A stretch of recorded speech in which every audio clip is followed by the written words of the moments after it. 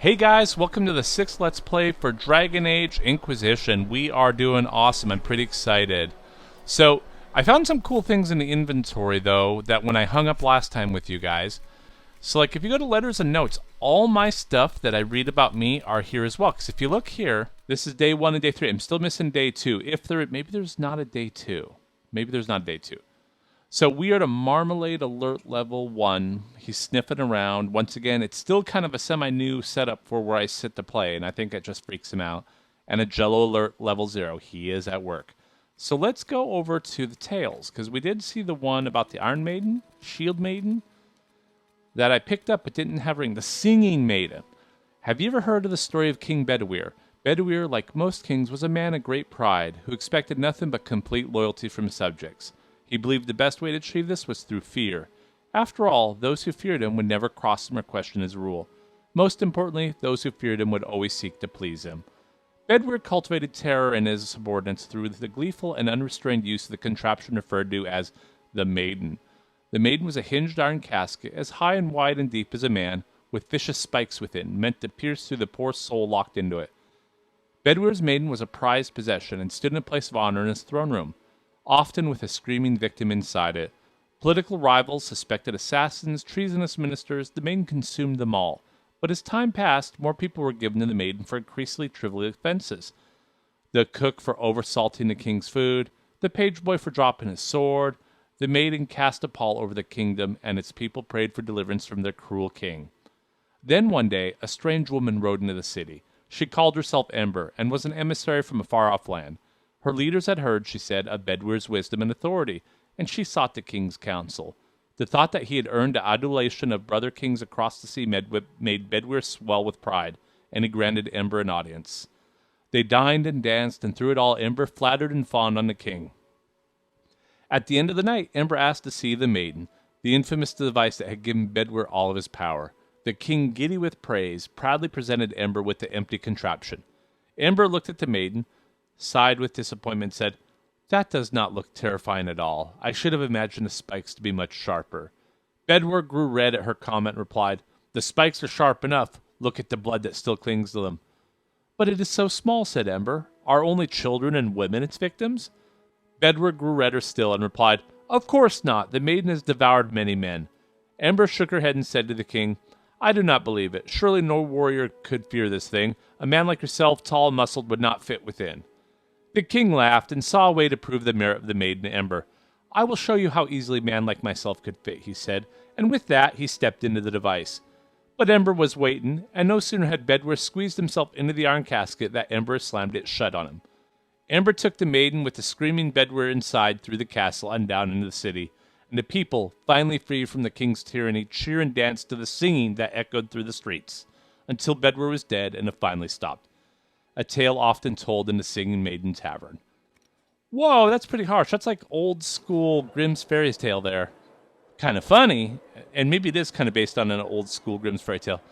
So now we have to find Cassandra. Hey guys. Oh, I guess I can't push my way through. That's fine. That's still kind of a little direct route I have to take. Let's look. We have a couple tents over here. Can I go in these tents at all? Is there something in the tents I can go into and see? Do we got any loot, guys? Do we got any loot? Hello? Magical loot. I am the hero. I need some loot. Or maybe not. What about here? At least I didn't catch myself on fire. Now, wouldn't that have been funny? Does anybody want to talk? The Chantry wants nothing to do with us. That isn't Chancellor Roderick's decision, sister. Okay, let's do it. That's right, the throne room. Oh, hey, some loot.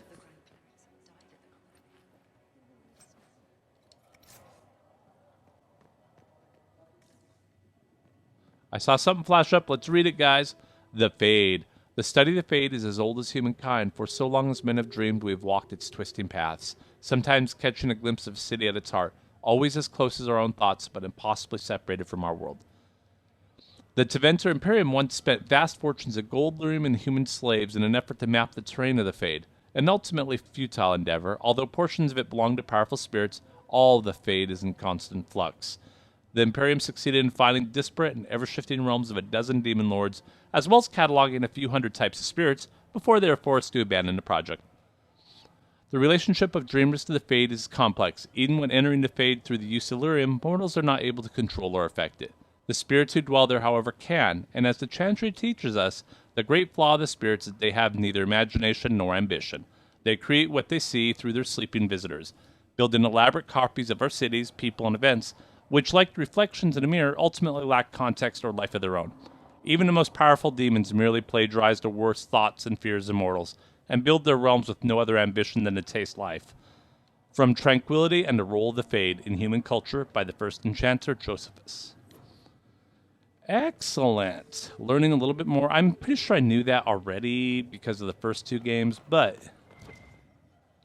Come on. Oh, there's some loot. I knew it. I bet you they look over like, why is the elf taking everything? She should be taken to Val Royo immediately, to be tried by whomever becomes divine. I do not believe she is guilty. The elf failed, Seeker. The breach is still in the sky. For all you know, she intended it this way. I do not believe that. That is not for you to decide. Your duty is to serve the Chantry. My duty is to serve the principles on which the Chantry was founded, Chancellor, as is yours. All right, Cassandra. Woo! Maybe just think I'm a little good person instead. Is that Cassandra? Ooh. Churn in research. Codex unlocked. Researcher. Enemies drop unique collectibles. Bring them to the researcher to learn more about your foes and earn combat bonuses against them. That will help. I guess you can automatically do it. Find something. Okay, so let's read that. The Children of Andraste. There are many misconceptions regarding Andraste's bloodline, Monsieur. This is due, I should think, to a general lack of knowledge regarding Andraste's mortal life. Understandable, considering many cults that arose following her death, everyone sought to claim Our Lady for their own. Culture claimed some aspect of her existence was a lie, all of them complete fabrications. My order has done considerable research to ascertain the truth. We all know Andraste and the Betrayer raised 5 children. The eldest 3 were sons Isereth, Evrion, and Verald.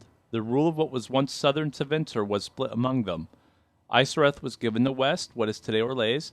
Evrion was given the east, which is today the Free Marches, and Verald was given the central Planez, which is today Navarra. What became of these men and their legacies is the stuff of legend, and majority of claimants to Andraste's bloodline link back to one of them. None of the 3 sons, however, were born of Andraste. They were born of the Betrayer's concubine, Gillivan. People chose to overlook the fact that Andraste came from the Almari tribesmen and that they were barbarians. Not the Feraldans we know today. They were savage warriors who took concubines in addition to their wives. And because Andraste was thought to be too weak to bear children, the Betrayer took Gullivan to provide him heirs, which she did. After her death, the sons were raised as Andraste's own. Later in life, Andraste proved predictions wrong and had 2 daughters by the Betrayer, Ibris and Viviel. They were kept out of the public eye and not permitted to marry, though both had consorts. Ibris had but one child, Ali Vamer, who perished on a voyage to Denerim, less than a month after her mother fell to the plague. And without children of her own, the younger daughter, Viviel, was more controversial, a strong-headed woman who divided her family by falling in love with a Major Tevinter, Regulin. Viviel and Regulin went into self-imposed exile as the Exalted March began, and into hiding following Andraste's betrayal and murder. What became of Viviel and her descendants is largely unknown for one primary reason. She had only daughters. Each of those daughters only had daughters. They married into other families and took other names, and in the chaos of the Second Blight, all traces of survivors were lost. Andraste's true bloodline, if it exists, lies solely in the descendants of Viviel, and the suspicion of my order is that it produces only daughters. Thus, the claims of your young man Monsieur are highly suspect. Well, now that is kind of an interesting thing. I think that's definitely interesting. Do we have more stuff to loot, guys? Okay, so we've read everything in here. I've already put the research, and let's talk to Minive. I believe Seeker Pentagast was looking for you. Oh, well, I guess we're not going to talk much, are we, Minive? Seeker Pentagast was looking for you. Okay, we're going. Oh, trapped up. The Whisper cannot evidently direct his character. Let's go into the other side entryway.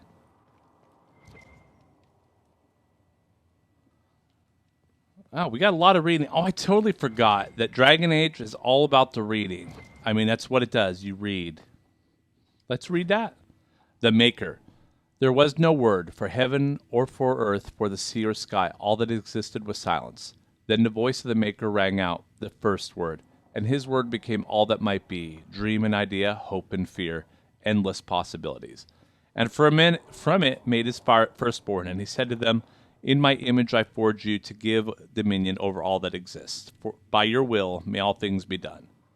Then in the center of the heaven he called forth a city with towers of gold, streets with music for cobblestones, and banners which flew without wind. There he dwelled, waiting to see the wonders his children would create. The children of the Maker gathered before his golden throne and sang hymns of praise unending. But their songs were the songs of the cobblestones. They shone with a golden light reflected from the Maker's throne. They held forth the banners that flew on their own. And the voice of the Maker shook the fade, saying, in my image I have wrought my firstborn. You have been given dominion over all that exists. By your will all things are done. Yet you do nothing. The realm I have given you is formless, ever-changing. And he knew he had wrought amiss. So the Maker turned from his firstborn, and took from the fade a measure of its living flesh, and placed it apart from the spirits, and spoke to it, saying, here, I decree, opposition in all things, for earth, sky, for winter, summer, for darkness, light. By my will alone is balance sundered, and the world given new life. And no longer was it formless, ever-changing, but held fast, immutable, with words for heaven and for earth, sea, and sky. At last did the Maker from the living world make men, immutable as the substance of the earth, with souls made of dream and idea, hope and fear, endless possibilities. Then the Maker said, to you, my secondborn, I grant this gift. In your heart shall burn an unquenchable flame, all-consuming and never satisfied. From the fade I crafted you, and from the fade you shall return, each night in dreams, that you may always remember me. And then the Maker sealed the gates of the golden city, and there he dwelled waiting to see the wonders his children would create. Canticle of Threnodies 5:1, verse 8. Well, that was a mouthful, guys. I bet you that was like a quarter of our time right there just reading that. But it's important stuff. I definitely think it's important to immerse yourself in this. Hey, anything? Can I climb up there, get those swords? Okay, so let's go in. I guess we're going to have to see them. We don't really much choice. Chain her! I want her prepared for travel to the capital for trial. Disregard that and leave us. You walk a dangerous line, Seeker. The breach is stable, but it is still a threat. I will not ignore it. I did everything I could to close the breach. It almost killed me. Yet you live. A convenient result insofar as you're concerned. Have a care, Chancellor. The breach is not the only threat we face. Someone was behind the explosion at the Conclave. Someone most holy did not expect. Perhaps they died with the others, or have allies who yet live. I am a suspect? You, and many others. But not the prisoner. I heard the voices in the temple. The Divine called to her for help. So her survival, that thing on her hand, all a coincidence. Providence. The Maker sent her to us in our darkest hour. I'm not a chosen one. You realize I'm an elf. A Dalish elf. I have not forgotten. No matter what you are or what you believe, you are exactly what we needed when we needed it. The Ooh, breach didn't mean to go remains, against her. and your mark is still our only hope of closing it. This is not for you to decide. You know what this is, Chancellor. A writ from the Divine, granting us the authority to act. As of this moment, I declare the Inquisition reborn. We will close the breach, we will find those responsible, and we will restore order with or without your approval.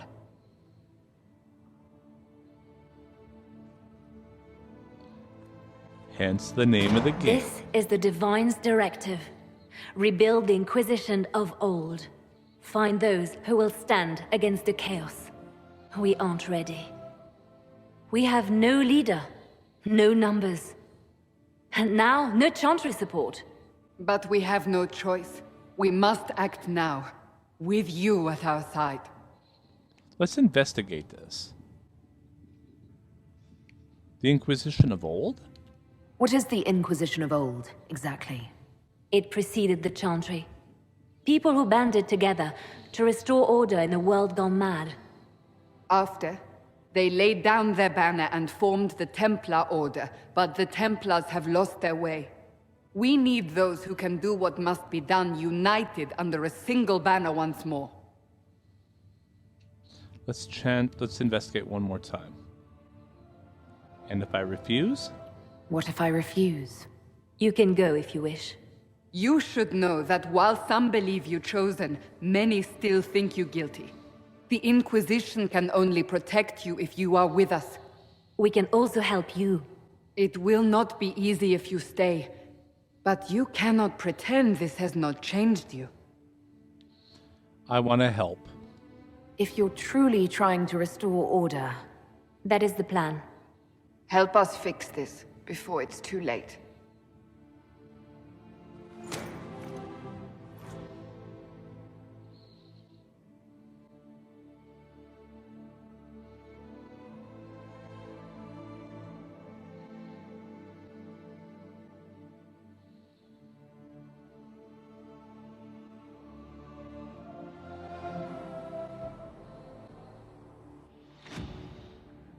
Dum, dum, dum.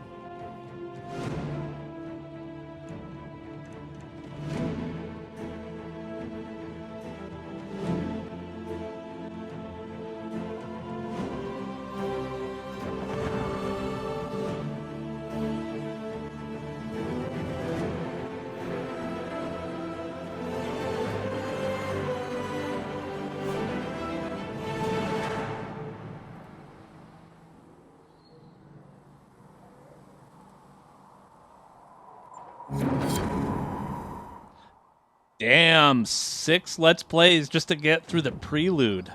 Holy cow, guys. The threat remains. Report the Haven's Chantry.